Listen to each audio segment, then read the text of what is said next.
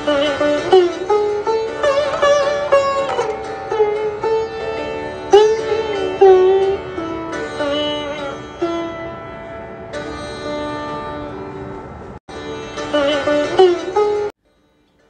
শ্রী গঙ্গা স্তব ও স্তুতিতে। স্বামী অচ্যুতানন্দ।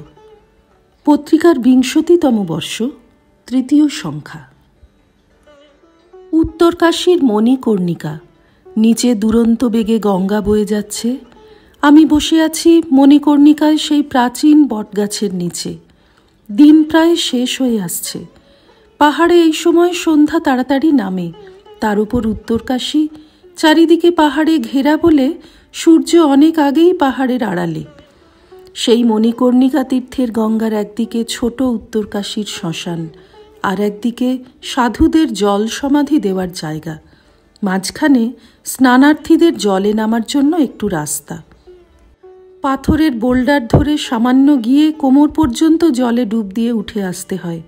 প্রচণ্ড ঠান্ডা জলে বেশিক্ষণ থাকা যায় না।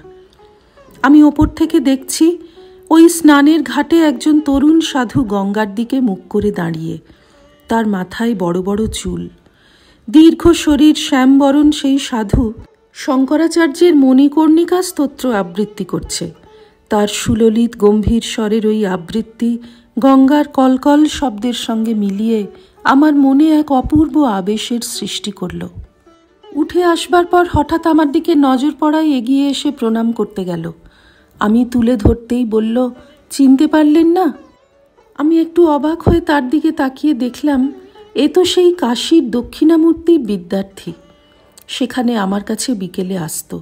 আমিও তার মাথায় হাত দিয়ে বললাম, হ্যাঁ চিনেছি, সোমদেব। তুমি এখানে? সে মাথা নিচু করে বললে, হ্যাঁ, মা গঙ্গাই আমাকে টেনে নিয়ে বেড়াচ্ছেন তারপর থেকে। ভাবলাম, গঙ্গার তীরেই তো আমার জন্ম, শিক্ষাও গঙ্গা তীরে বারাণসীতে। এখন যতদিন বাঁচি মা গঙ্গাই হোক আমার বাকি জীবনের সঙ্গের সাথী।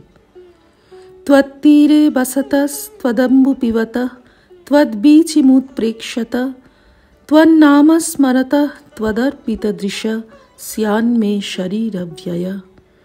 তোমার তীরে বাস করে, তোমারই জল পান করে, তোমার ওই তরঙ্গভঙ্গ দেখতে দেখতে, তোমার নাম জপ করতে করতে, তোমাতেই দৃষ্টি নিবদ্ধ করে যেন আমার শরীর চলে যায়। এই আমার এখন নিত্য চিন্তা। তার কথা শুনে খুব ভালো লাগলো।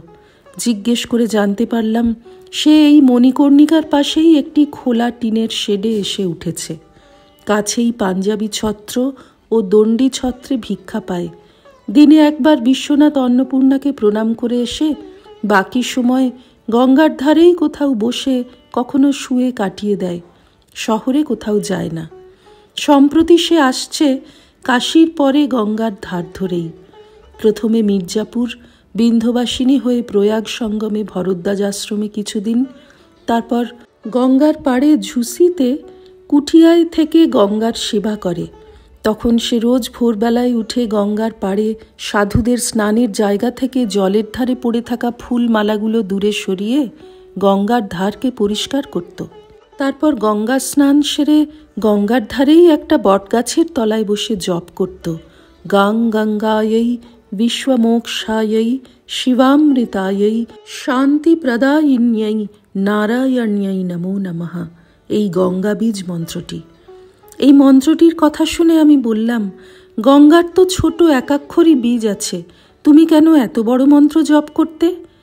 সে বললে, মন্ত্রের মধ্যেই তো মায়ের মহিমা কত সুন্দর করে বলা হয়েছে।